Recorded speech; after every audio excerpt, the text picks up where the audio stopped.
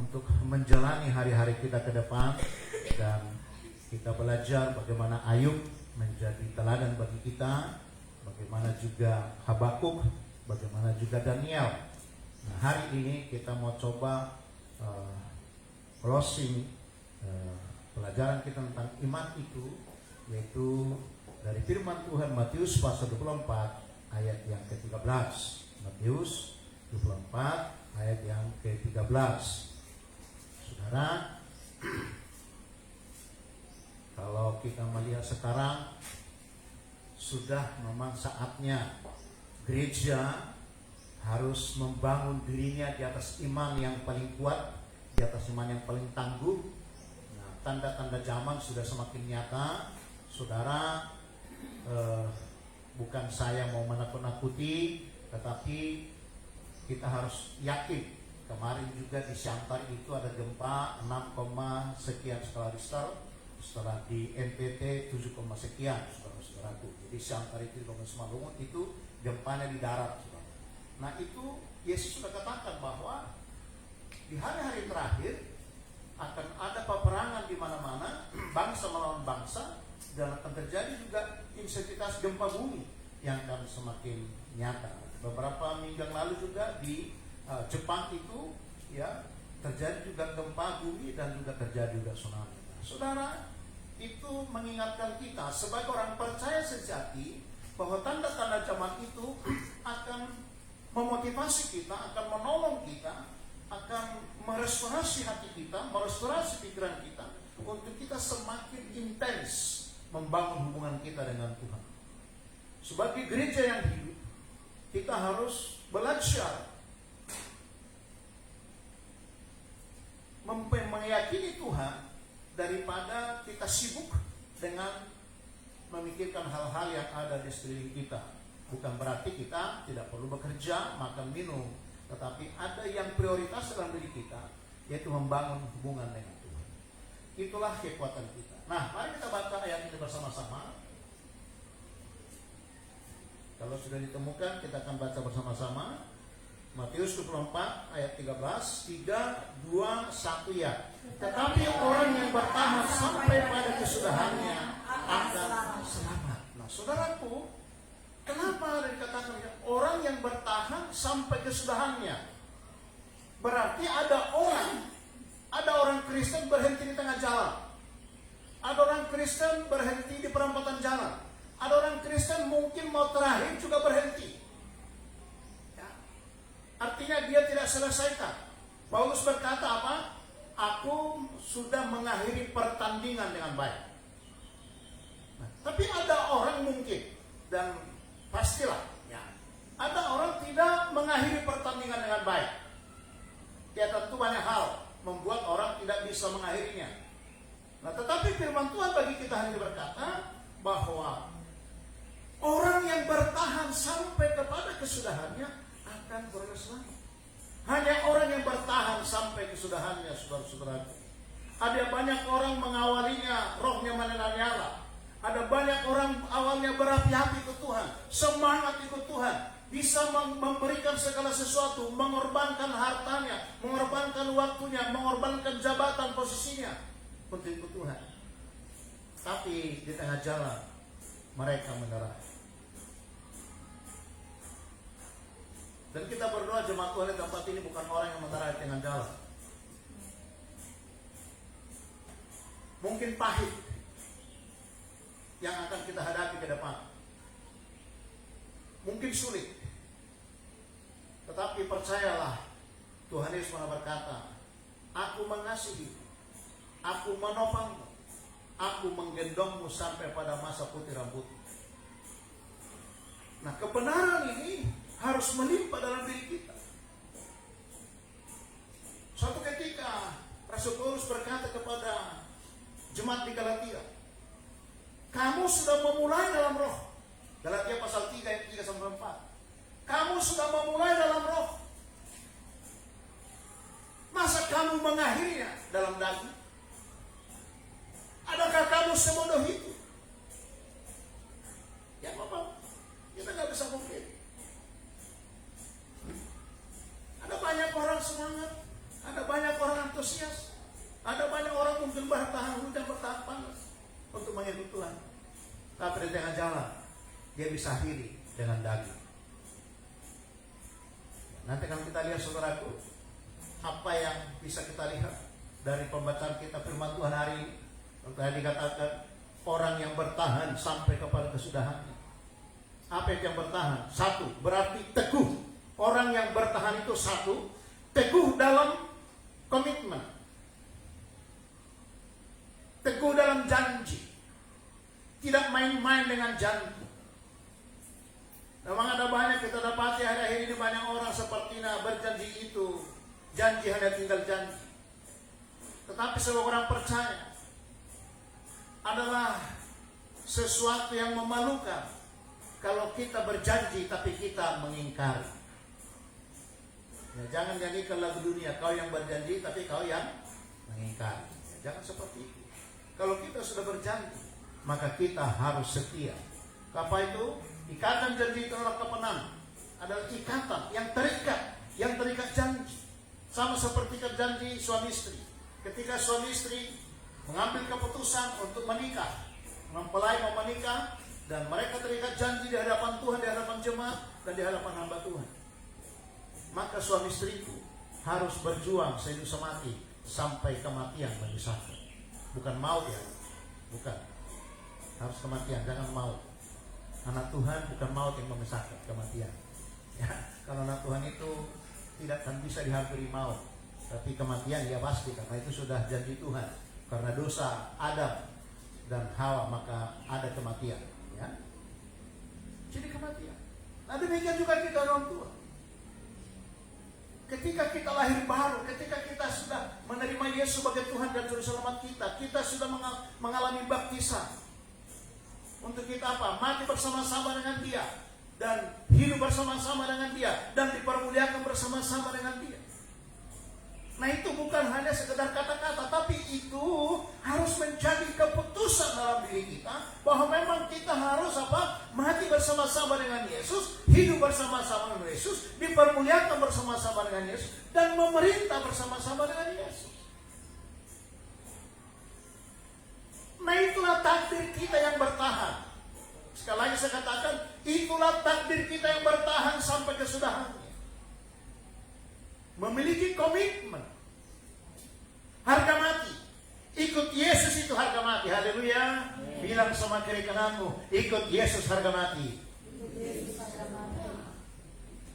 Ada banyak orang meninggalkan Tuhan Yesus, entah karena apa. Yang nanti akan kita lihat. Mungkin kebenaran ini bisa menolong kita. Kenapa orang meninggalkan Tuhan Yesus? Ya. Tapi yang pertama tadi, teguh dalam komitmen. Ya. Contohnya suami. Nah yang kedua apa? Bertahan. Berarti dua, taat dan setia pada firman Tuhan. Saudaraku, orang Kristen yang tidak taat dan setia terhadap firman Tuhan, akan ada masa dia akan bisa meninggalkan Tuhan. Dia tidak kuat, dia tidak tahan menghadapi tantangan. Suatu ketika ada pergolakan di Kapernaum. Mari kita lihat sebentar ini saudaraku, menjadi ilustrasi bagi kita. Ada suatu pergolakan bersama-sama dengan murid-murid Tuhan Yesus. Ini pelajaran bagi kita. Yohanes pasal 6. Yohanes pasal 6 ayat 48. Ya.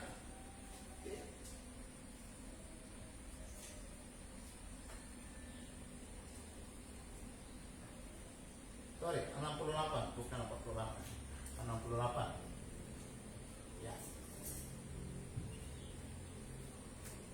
68.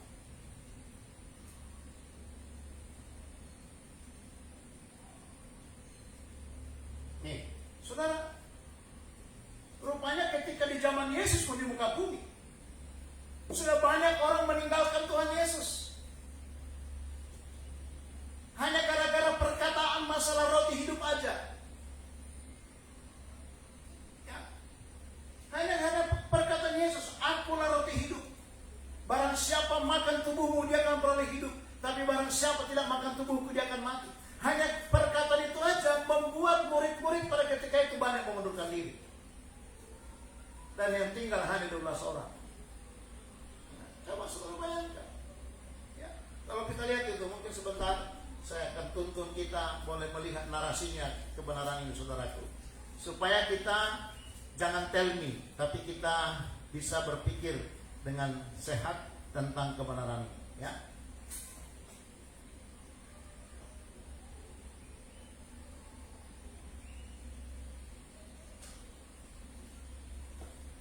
Ini dia.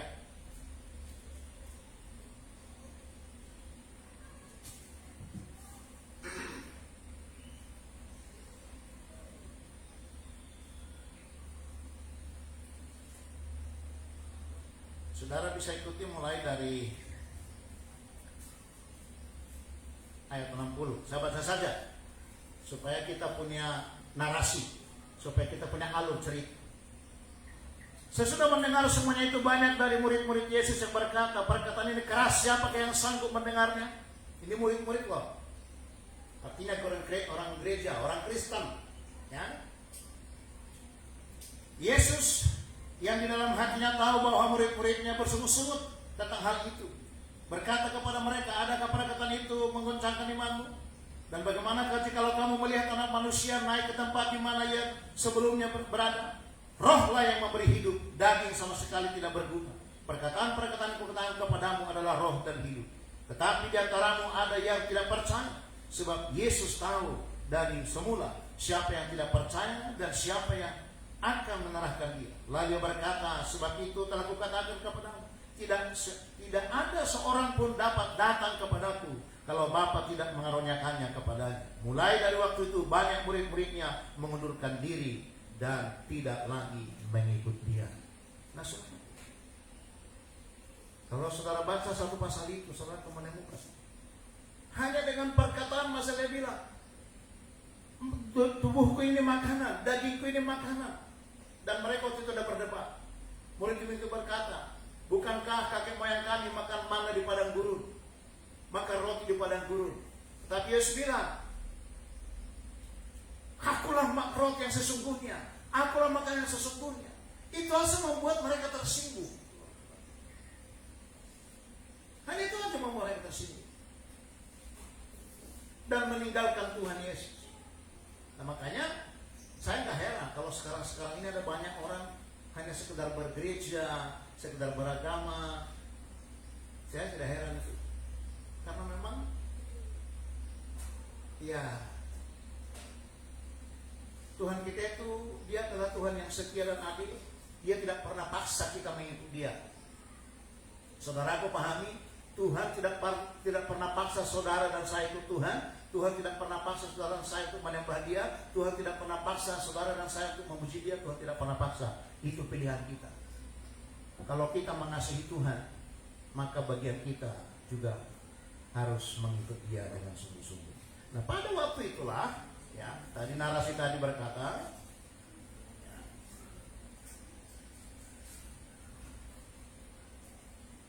Yohanes pasal 6 tadi berkata apa? Ayat 67 dulu. Maka kata Yesus kepada ke-12 muridnya, apakah kamu tidak mau pergi juga? Nah, tadi sudah banyak murid itu sudah meninggalkan mereka. Terus Yesus tanya lagi dia. Disugesti lagi murid-murid itu. Ditanya lagi, diperjelas lagi murid-murid itu. Apakah juga kalian tidak pergi juga? Nah, saudaraku, ini penting. Di zaman akhir ini penting saudara dan saya menguji hati. Pendosa, kalau memang dia pendosa, harus sungguh-sungguh bertobat. Jangan pendosa bermain-main terus dengan dosa, supaya kita jangan semakin dalam masuk lumpur dosa. Tapi ada banyak akhir-akhir ini juga orang cuek.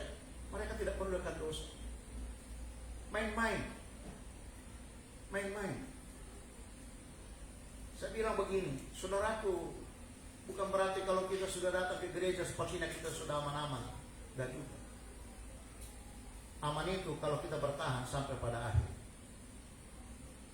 Nah, pada ketika itu apakah kalian tidak pergi? Petrus menjawab, Simon Petrus kepadanya, Tuhan, kepada siapakah kami akan pergi? Perkataanmu adalah perkataan hidup yang kekal. Dan kami telah percaya dan tahu bahwa bahwa engkau adalah yang kudus dari Allah hidup.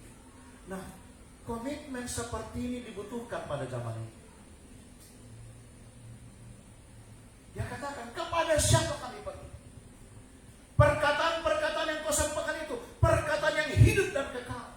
Saudara-saudaraku, tidak ada kehidupan di luar Tuhan Yesus. Agama boleh banyak, agama boleh mengajarkan kebaikan-kebaikan, tetapi tentang kehidupan yang kekal hanya dalam Tuhan Yesus. Oleh karena itu kita juga harus memilih mengikut Yesus keputusanku. Amin. Kita harus memilih dan memutuskan dalam hidup kita. Apapun harganya, berapapun biayanya mengikuti Yesus, saudara bayarlah itu. Carilah alasan untuk mengikuti Yesus. Jangan cari alasan untuk tidak mengikuti Yesus. Setuju? Amin. Ada banyak akhir-akhir ini mencari alasan. Minggu depan kan masih bisa gereja. Bulan depan masih bisa gereja. Ya kalau sempat. Kalau belum bertobat, datang gempa bumi. Duluan dia ketimpa apa namanya? Ketimpa broti terus meninggal. Apa iya? Saudaraku, ini perlu kita pertimbangkan, saudaraku. Perlu kita pertimbangkan ulang dalam hidup kita. Maka tadi saya bilang, pendosa jangan bermain-main dengan dosa. Pendosa bertobat supaya jangan semakin dalam lumpur menghuni. Nah, ini kebenaran yang memang kita harus sungguh-sungguh kita kerjakan dalam diri kita. Firman Tuhanlah menjadi kekuatan kita. Saya katakan sekali lagi, Yesus Petrus tadi berkata apa? Perkataanmu adalah hidup dan kekal. Jadi saudaraku, untuk kita bisa bertahan, firman Tuhan harus menjadi bagian kita. Firman Tuhan harus menjadi perenungan kita siang dan malam. Firman Tuhan harus menjadi makanan kita siang dan malam. Itulah kekuatan kita. Gak kita bisa bertahan tanpa firman. Sekadar ibadah begini kita gak bisa tahan. Percayalah saudaraku. Karena firman yang kita bisa kuat. Ya, kalau ada firman gak bisa. Kenapa? Karena firman itulah yang menjadikan segala sesuatu.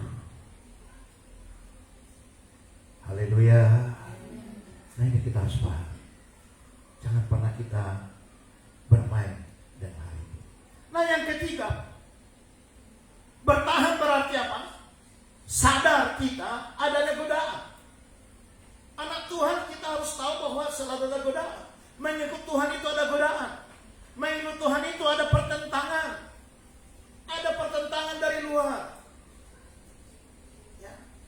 Beberapa hari yang lalu ada pernah saya dengar, ya saya bilanglah rekan hamba Tuhan, dan dia sudah senior, sudah sesepuh. Dulu saya hormat sama beliau, tapi beliau katakan begini, saya tidak suka gereja karismatik. Wah, ya udahlah, nggak apa-apa. Dia pendeta senior, saudaraku. Dan kalau dia dulu KKR, waktu itu juga masa hidupnya almarhum yang saya kagumi, Suproni. Ya, tapi akhirnya dia bilang itu karismatik itu sesat. Ya nggak apa-apa. Ya, saya sih tidak peduli akan itu. Bagian saya cari untuk saya. Itu aja yang penting. Ya, ya kalau nanti diperdebatkan kan juga nanti nggak baik juga kan gitu kan. Nah saudaraku, itu langsung di tengah-tengah audiens dia bilang begitu. Saya tidak setuju karismatik karena karismatik itu sesat. Ya kalau saya bilang lagi nanti saya baik lagi. Gereja mula-mula itu karismatik atau tidak? Apa jawabannya kira-kira? Gereja mula-mula full karismatik. Hanya karena roh jahat merusak gereja, maka hampir 1700 tahun gereja tenggelam. Puji Tuhan, Martin Luther muncul. Muncullah Protestan, muncullah gereja-gereja yang lain dan sebagainya. Pada akhirnya tahun 90-an muncullah karismatik. Tahun 70-an Pentakosta. Tahun 60-an 70-an Pentakosta. Tahun 90-an ngetrenlah karismatik sampai hari ini. Tapi ada orang bilang karismatik itu sesat. Ya puji Tuhan, gak apa-apa. Selagi Alkitabnya masih produk daripada Lembaga Alkitab Indonesia, ya, lain, ya saya percaya lah, ya tidak ada yang sesat. Yang sesat itu yang meninggalkan Tuhan Yesus. Haleluya. Itu yang sesat, yang meninggalkan Tuhan Yesus, ya kan? Nah, jadi saudaraku, untuk kita bisa bertahan berarti kita sadar ada godaan. Godaan dari mana? Godaan dari sekeliling kita. Godaan uang. Godaan apa? Jabatan. Godaan posisi. Godaan nama baik. Godaan harga diri. Kan sekarang ini ada banyak orang pencitraan. Banyak orang sekarang mencari apa? Mencari harga diri. Untuk dipuji, untuk diterima, untuk diakui. Sehingga meninggalkan Tuhan. Mengesampingkan firman Tuhan. Supaya dia diakui, supaya dia diterima. Nah itu godaan. Nah kita orang percaya yang mau bertahan sampai kesudahannya, kita harus tahu itu. Kita harus mengerti. Kita harus kesampingkan godaan itu. Kenapa? Jangankan saudara dan saya. Saudara paham kan Matius pasal 4 ayat 4? Paham itu? Yesus saja digoda iblis kan? Yesus yang dia Tuhan digoda iblis. Ditawarkan iblis hal-hal yang menyenangkan. Nah sekarang ini ada banyak godaan. Nah godaan itu kita harus lawan. Kita harus bisa melawan segala godaan-godaan yang mencoba merusak iman kita, yang mencoba menghancurkan pengharapan kita, yang mencoba menjauhkan kita dari persekutuan dengan Tuhan. Haleluya. Kita harus lawan itu. Gak bisa tidak, gak bisa ditawar-tawar. Gak bisa ditawar-tawar. Kita harus memilih. Terpisah daripada itu asal kita terus melekat dengan Tuhan. Ada pertentangan. Ada yang bilang, masa sih harus begitu? Masa iya ikut Tuhan harus begitu? Si Anu itu gak begitu kali lah. Tapi dia lah hidupnya diberkati Tuhan. Dia kaya raya, dia makmur. Nah kadang-kadang itu juga bisa membuat kita terpeleset. Ada banyak orang gak sungguh-sungguh menurut kita ya. Menurut kita dia diberkati Tuhan, anaknya sehat-sehat, anaknya berhasil, ya, makmur, usahanya lancar-lancar. Logo kita yang siang malam beribadah kepada Tuhan kok kayaknya untuk cari untuk sesuap nasi saja sepertinya kau sukar banget. Tapi saya mau bilang kepada saudara, setiap kita punya berkat masing-masing. Mari pahami itu. Ingatlah, apapun yang kita miliki, kalau itu pada akhirnya tidak memuliakan nama Tuhan, ingat Tuhan akan menuntut kepada kita. Sekali lagi saya mau katakan begini, apapun yang kita miliki, mau talenta, mau harta, mau jabatan, mau posisi apapun, kalau itu endingnya saudara dan saya tidak pakai untuk memuliakan Tuhan, suatu ketika Tuhan akan menagih kepada kita. Jadi saudara jangan terpengaruh. Ada banyak orang mungkin cuek-cuek aja terhadap Tuhan, tidak begitu peduli tentang Tuhan, hidupnya sukses, hidupnya aman-aman. Terus saudara mau coba ikut-ikutan dengan mereka, ikut-ikutan pun toh juga tidak menjadi kaya seperti mereka, dan saudara juga akan kehilangan surga. Betapa sayangnya. Jadi jangan lihat itu. Jangan jadikan itu perbandingan terhadap iman kita. Setuju? Amin. Jangan jadikan itu jadi perbandingan imanmu. Peganglah firman Tuhan, karena itulah membawa kita kepada kekekalan. Mas, perak, dan permata akan kita tinggalkan. Gak ada yang kita bawa itu. Yang kita bersyukur kalau kita punya. Tapi sekali lagi kita punya pun kalau itu tidak memuliakan nama Tuhan, suatu ketika Tuhan akan menuntut pertanggungjawaban kepada kita. Oh masa iya, coba lihat. Supaya kita punya kebenaran. Mari lihat Roma 11 ayat 36. Coba lihat. Benar enggak? Jadi supaya kita jangan terganggu dengan itu. Jangan kita terganggu, jangan terganggu hubungan kita. Ada orang berhasil, orang sukses, hidupnya sembarangan. Mungkin suaminya mabok-mabokan, mungkin istrinya juga, dan sebagainya. Tapi kok mereka kok kaya raya? Kok kok begini, kok enggak. Saudaraku, sekali lagi, jangan jadikan itu contoh begini. Ingat Habakuk, sekalipun kambing domba terhalau dari kurungan. Jadikan itu. Sekalipun pohon ara tidak berbuah, pohon anggur tidak berbuah, ya kan? Tetapi aku tetap beria-ria. Jangan jadikan itu kurang. Ingat. Oke, coba lihat. Oke, ada yang bisa baca? Coba baca. Sebab segala sesuatu adalah dari Dia dan oleh Dia dan kepada Dia. Bagi Dialah kemuliaan sampai selama-lamanya. Perhatikan baik-baik. Ingat,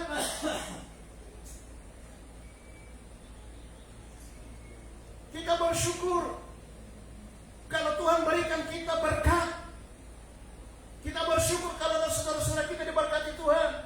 Tapi ingat, sebab segala sesuatu adalah dari Dia. Segala sesuatu, kekayaan orang itu dari Tuhan. Seizin Tuhan. Katakanlah seizin Tuhan. Orang kaya raya, orang makmur, seizin Tuhan. Saya katakan demikian. Ya.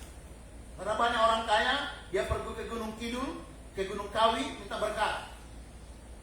Ada nusa dengar dulu, ya memang agak sedikit agak pas ya. Katanya kalau dia tabrak, supir itu tabrak orang, maka besok akan tambah busnya satu. Jadi kalau supirnya sudah tabrak orang, lalu orang yang tabrak itu mati, maka busnya besok akan tambah. Yang ada itu bus itu dulu. Dan akhirnya habis juga. Memang muncul lagi sekarang mereknya sama sekarang. Ada beberapa saya lihat merek muncul. Tapi pada ketika itu ada banyak bus itu, dan dia akan cari supir memang yang supir yang begitu. Jadi kalau dia sudah ditanya dia, sudah pernah nabrak orang? Nah kalau sudah pernah nabrak orang, maka dia akan diterima jadi supir. Kalau belum pernah nabrak orang, dia akan diterima. Karena memang itu perjanjiannya dengan Gunung Kawi. Ya, saya telusuri itu dulu ketika saya baru bertobat pada ketika itu.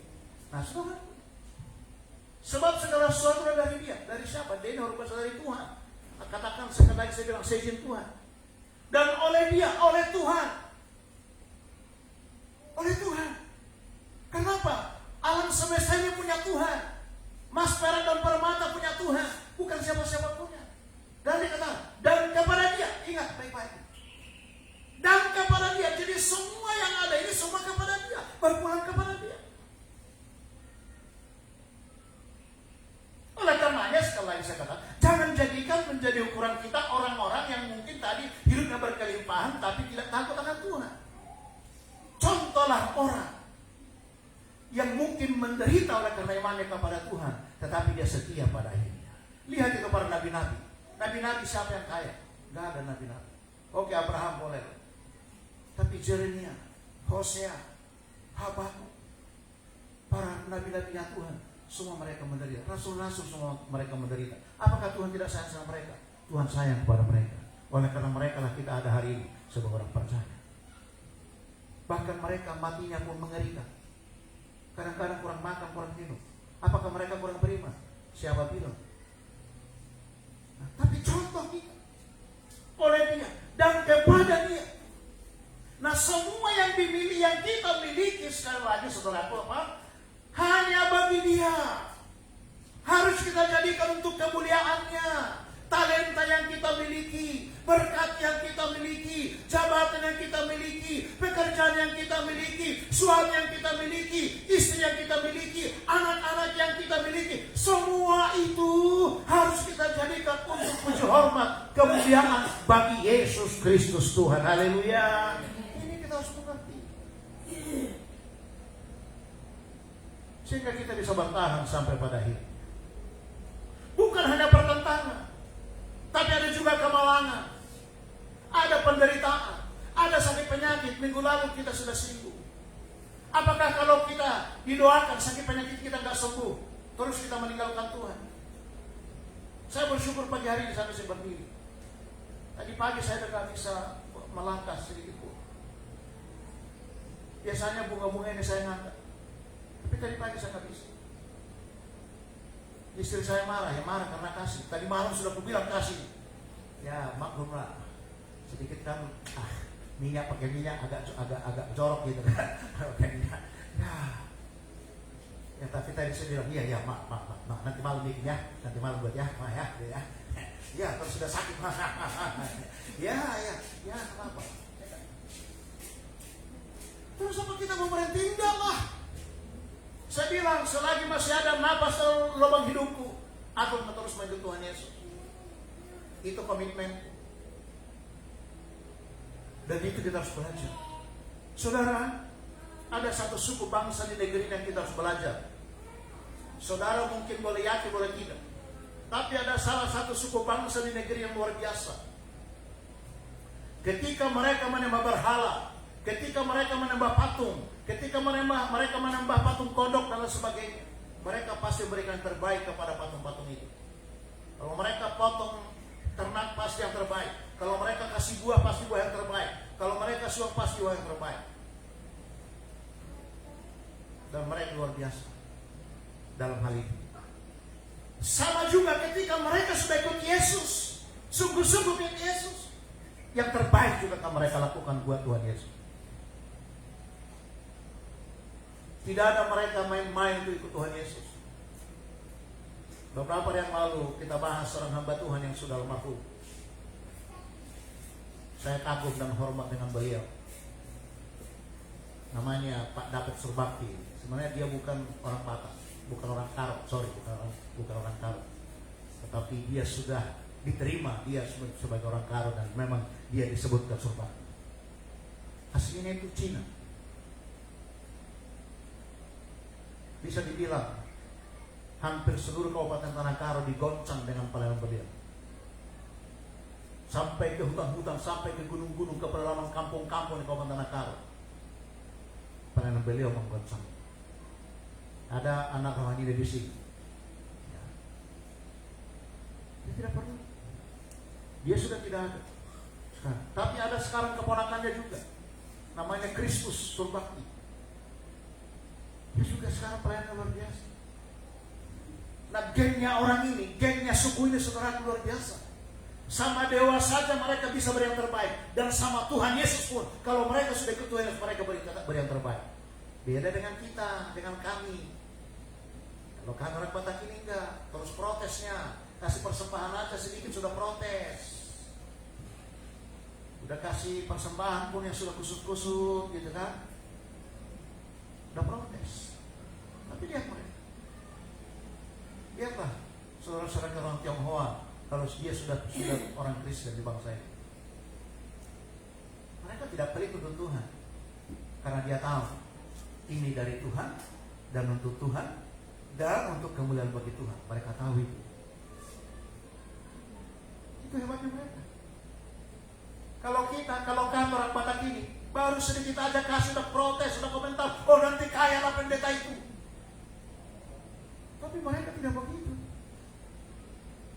Saya dengar seorang hamba Tuhan di Jakarta dulu. Ada pengusaha yang langsung kasih apa? Kasih BPKB mobil, STNK mobil sama kunci mobil per puluhan. Oh, itu kalau didengar yang itu, yang sekarang itu lagi ngetren itu bisa gantung diri. Karena katanya perpuluhan itu memperkaya pendeta. Ya, kalau kaya kenapa rumahnya? Apa salah? Kalau dipakai memuliakan Tuhan, apa salahnya? Kekayaannya memuliakan Tuhan. Kekayaannya memberi orang makan di panti asuhan. Kekayaannya mungkin menyekolahkan orang yang putus sekolah, menyekolahkan anak yatim piatu, apa salahnya? Apa yang salah? Tapi itulah mereka. Mereka tidak pusing dengan hal-hal yang tidak sesuai firman Tuhan. Itulah ketika mereka melakukan itu. Nah, artinya apa? Untuk kita bisa bertahan hidup itu, kita harus siap bahwa ada kesengsaraan, ada kemalangan. Tetapi jangan kemalangan membuat kita meninggalkan Tuhan. Jangan kesengsaraan membuat kita meninggalkan Tuhan. Halo, amin. Amin. Jangan kesengsaraan membuat kita meninggalkan Tuhan. Tapi kita harus semangat. Nah, yang terakhir. Coba lihat Matius Roma pasal 5 ayat 3. Coba lihat. Jangan kesengsaraan. Ini saudari kami yang baru kali ini, ya kan? Jangan kesengsaraan membuat meninggalkan Tuhan, tapi kesengsaraan membuat kita semangat. Oke, oh ini gerejanya kok sedih banget ya. Kok sedikit, gak apa-apa. Memang kebetulan hari sedikit. Tapi kalau besok bawa jiwa lagi akan banyak lagi. Ya kan? Coba lihat.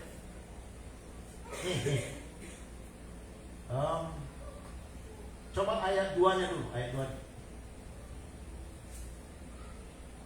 Ayat 2. Supaya nih, ini dia. Coba kita baca yuk. Kita baca, perhatikan ya. 3:2 ya. Oleh dia kita juga beroleh jalan masuk oleh iman kepada kasih karunia ini.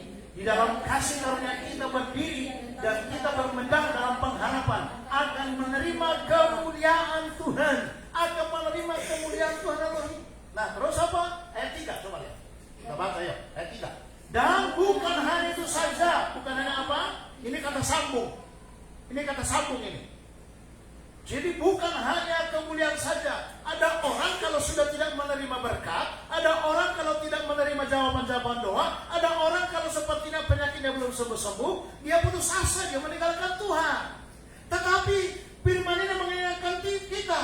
Tadi dikatakan kemuliaan, ayat 2 tadi yang Tuhan sediakan. Tapi ayat ini mengatakan apa? Dan bukan hanya itu saja. Bukan hanya berkatnya saja membuat kita semangat, membuat kita antusias. Tetapi apa? Kita baca 3:2 ya. Kita malah bermegah juga dalam kesengsaraan kita. Itulah orang yang beriman kepada Tuhan. Kalau ketika kita makmur, kita senyum-senyum, cipika-cipika sini, siapapun bisa.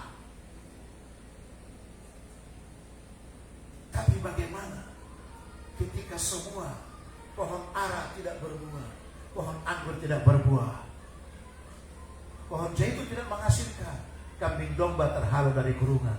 Bisakah kita bersuka cita di hadapan Tuhan? Karena kita apa? Tahu bahwa apa? Kesengsaraan itu apa? Menimbulkan ketekunan. Mari bertekun, mari bertahan sampai kesudahan. Haleluya. Amin. Bilang sama kiri kanannya, mari kita bertekun sampai kesudahannya. Ya, imani aja ada orang di kiri kanan. Ya, mari bertekun sampai kesudahannya. Oke, ayat 4. Terus. Dan apa? Ketekunan apa? Mau tahan uji. Lalui kesengsaraan itu. Lalui pertentangan itu. Lalui perbedaan itu. Jangan peduli dengan itu. Baru kita tahan uji. Kenapa ada uji kir kendaraan? Kenapa ada uji kir pesawat? Kenapa ada uji kir kapal laut? Ya, sekalipun memang kadang-kadang tidak sesuai dengan harapan. Masih banyak juga kadang-kadang bus, truk dan sebagainya terjadi eksiden di jalan raya. Ya, memang ya, kita tidak tahu yang namanya hidup. Tidak ada yang bisa menjamin. Ya. Kenapa ada masa uji berlaku? Ya, karena memang harus diuji supaya layak. Layak kita jalan. Nah, begitu kita juga. Layaknya kita mengikut Tuhan. Layaknya seperti apa ketika kita sudah teruji. Maka dikatakan ketekunan menimbulkan tahan uji. Dan tahan uji apa? Menimbulkan pengharapan. Itulah yang dikatakan Paulus, ya Raja Agripa, oleh karena pengharapan itulah aku sekarang mengalami gari ini, mengalami pasungan ini. Oleh karena pengharapan itulah saya ada juga berdiri di sini hari ini oleh karena pengharapan itu. Kiranya saudara juga ada hari ini karena pengharapan itu ada di sini. Amin. Biarlah pengharapan itu buat kita terus bersemangat. Haleluya. Kiranya Tuhan Yesus, Kepala Gereja, Raja Mahasiswa dipermuliakan. Firman Tuhan sudah kita dengar. Kiranya kita semua diberkati oleh firman ini dan kita bertahan sampai kepada kesudahannya. Karena ketika kita bertahan sampai kesudahannya, kitalah yang akan peroleh